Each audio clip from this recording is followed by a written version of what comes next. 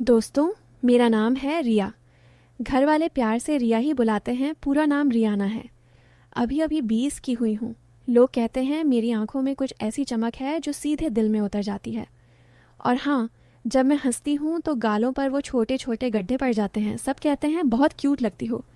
मैं ज़्यादातर साड़ी या अनारकली पहनती हूँ घर पर बाहर जाते वक्त कुर्ती जीन्स या लेगिंग्स टॉप। कपड़े ऐसे चिपके हुए कि मम्मी कहती हैं, रिया थोड़ा ढीला कुछ पहन लिया कर, सब देख रहे हैं। मैं बस मुस्कुरा के टाल देती हूँ।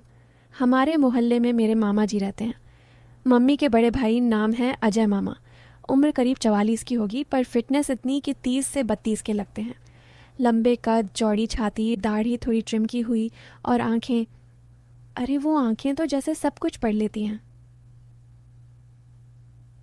इस बार दिवाली की छुट्टियों में मैं अकेले गई थी गांव। पापा मम्मी को शहर में कुछ काम आ गया था।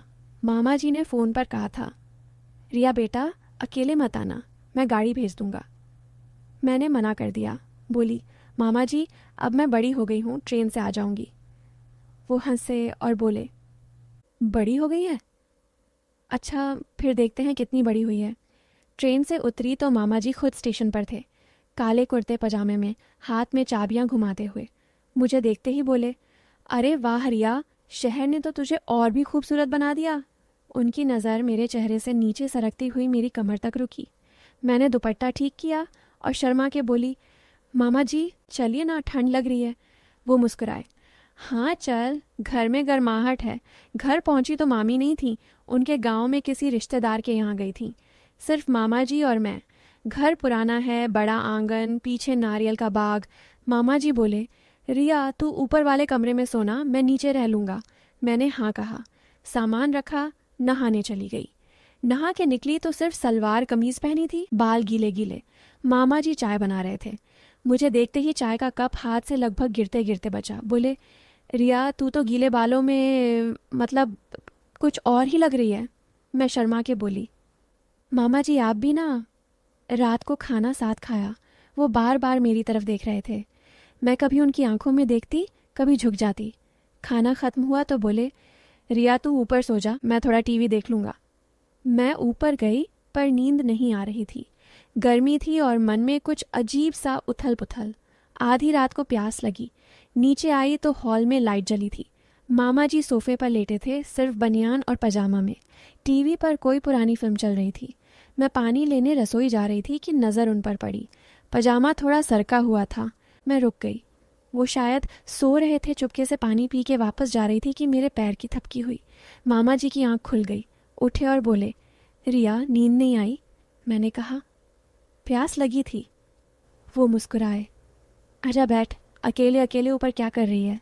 मैं डरते डरते सोफे पर बैठ गई। वो बोले, इतना डर क्यों रही है? मैं कोई भूत हूँ क्या? मैं हंस पड़ी। वो पास खिसके बोले, रिया तू बहुत बदल गई है। पहले तो गोद में आकर बैठती थी, अब तो। मैंने कहा, मामा जी अब मैं बड़ी हो गई ना। उनकी उंगलियां मेरे बालों में गईं, फिर गाल पर। बोले, तेरी त्वचा कितनी नरम है। मैं सांस रोक के बैठी रही। उनकी सांस मेरे कंधे पर लग रही थी। मैंने आंखें बंद कर ली। लगा बस अब। तभी बाहर सड़क पर कोई गाड़ी गुजरी। हेडलाइट की रोशनी आई। मामा जी एकदम अलग हुए। बोले, शायद कोई आया होगा, मैं देखता हूँ। वो बाहर चले गए। मैं सांस ली। दिल जोर जोर से धड़क रहा था। ऊपर भाग आई और बिस्तर में छिप गई। सारी रात नींद नहीं आई। सुबह उठी तो मामा जी नहा चुके थे। मुझे देखते ही बोले, सोई अच्छे? मैंने सर झुका लिया। वो बोले, चल नाश्ता कर, आज तुझे कुछ दिखाना है।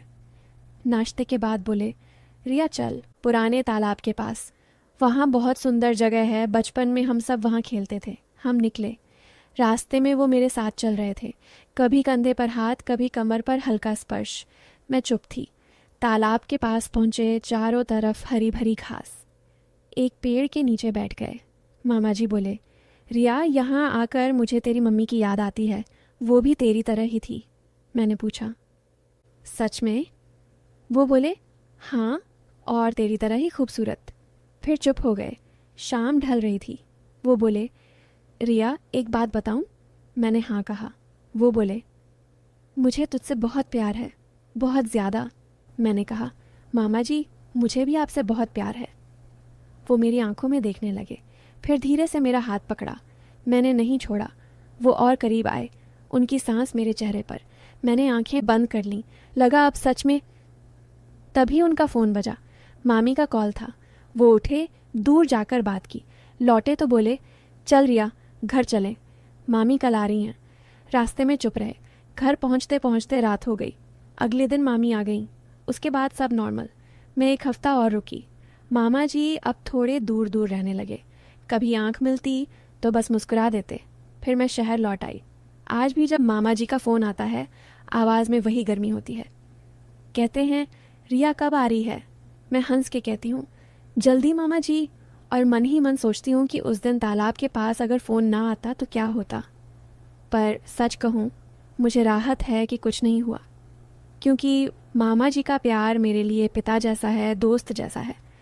हाँ, कभी कभी थोड़ा कुछ और भी लगता है, पर वो कुछ और कभी हुआ नहीं, और शायद कभी होना भी नहीं चाहिए। बस इतनी सी कहानी है मेरी। ना कुछ हुआ, ना होने दिया, पर दिल में एक हल्की सी उलझन आज भी है, शायद हमेशा रहेगी। दोस्तों, कैसी लगी ये कहानी? और भी ऐसी ही कहानियाँ सुनने के लिए चैनल